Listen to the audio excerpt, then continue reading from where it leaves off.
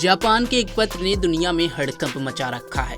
Japan ने मंगलवार को सुरक्षा आकलन पर अपना वार्षिक श्वेत पत्र सार्वजनिक किया। इसके कुछ दिन पहले ही उसने अगले वर्ष के लिए $59 बिलियन का रिकॉर्ड रक्षा बजट का ऐलान किया था। जापान के रक्षा मंत्रालय का कहना है कि इंडो प्रशांत क्षेत्र द्वितीय विश्व युद्ध के अंत के बाद से सबसे गंभीर और जटिल सुरक्षा संकट का सामना कर रहा है। इस श्वेत पत्र में चीन से जुड़े कई क्षेत्रीय तनाव का जिक्र किया गया है, खासकर दक्षिण चीन सागर के आसपास। चीन दक्षिण चीन सागर के अधिकांश हिस्सों पर अपना दावा करता है। इस कारण बाकी देशों के साथ चीन के संबंध काफी तनावपूर्ण हैं। दरअसल 572 पन्नों के श्वेत पत्र के अंग्रेजी संस्करण में जापान के रक्षा मंत्री मिनोरू किहारा ने टोक्यो की रक्षा योजना को इस चेतावनी के साथ प्रस्तुत किया है कि अंतर्राष्ट्रीय समुदाय संकट के एक नए युग में प्रवेश कर चुका है और द्वितीय विश्व युद्ध के बाद से सबसे बड़ी परीक्षा का सामना कर रहा है। किहारा ने पूर्व चीन सागर, दक्षिण चीन सागर और शेष प्रशांत क्षेत्र में चीन के सैन्य निर्माण और तेजी से बढ़ती गतिविधियों को जापान के लिए सबसे बड़ी रणनीतिक चुनौतियों में से एक बताया है। श्वेत पत्र में इस बात पर जोर दिया गया है कि मौजूदा अंतर्राष्ट्रीय व्यवस्था अभूतपूर्व खतरे में है।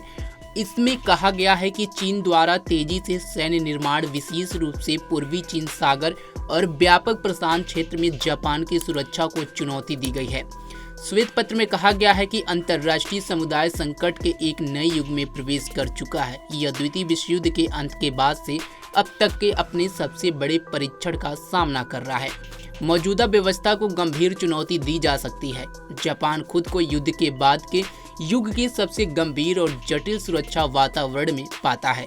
इसमें उत्तर कोरिया के परमाणु और मिसाइल कार्यक्रमों की प्रगति के साथ साथ किम जोंग उन के बैलिस्टिक मिसाइलों के टेस्ट पर भी चिंता जताई है।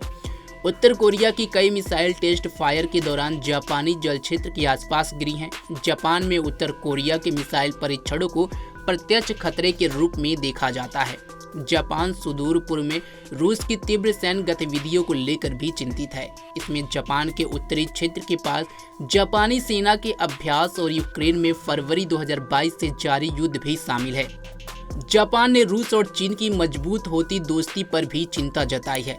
जापान के श्वेत पत्र में कहा गया है कि चीन पूर्वी चीन सागर, सेनकाकु द्वीपों के आसपास के समुद्री क्षेत्र और साथ ही प्रशांत क्षेत्र में अपनी गतिविधियों को तेज करते हुए तेजी से सैन्य क्षमताओं का निर्माण कर रहा है। जापान का यह बयान रूस उत्तर कोरिया रक्षा सहयोग समझौते के बाद आया है। यह समझौता जून में रूसी राष्ट्रपति व्लादिमीर पुतिन के प्योंगयांग यात्रा के दौरान हस्ताक्षरित किए गए थे। लेकिन जिस तरह से अभी एक वार चल रहा है, यूक्रेन और रसिया वार, उसके बाद से जापान ने भी यह चिंता जाहिर की है। जिस तरह से बीते कुछ सालों से अगर देखा जाए तो चीन जो अपने विस्तारवादी नीति के लिए जाना जाता है, वह लगातार अपने क्षेत्र में विस्तार करने पर लगा है। उसी को देखते हुए, भविष्य की चिंताओं को देखते हुए जापान ने यह श्वेत पत्र जारी किया है और इसमें भविष्य में आने वाली कई सारी चुनौतियों को लेकर के बात रखी है। देखना होगा इस श्वेत पत्र के बाद से तमाम देशों का इस पर क्या रुख होता है। लेकिन जिस तरह से द्वितीय विश्व युद्ध के बाद से जापान का कई इलाका तहस नहस हो गया था, जो परमाणु बम गिरे थे, उसके बाद से जापान बहुत तेजी से उभरा था।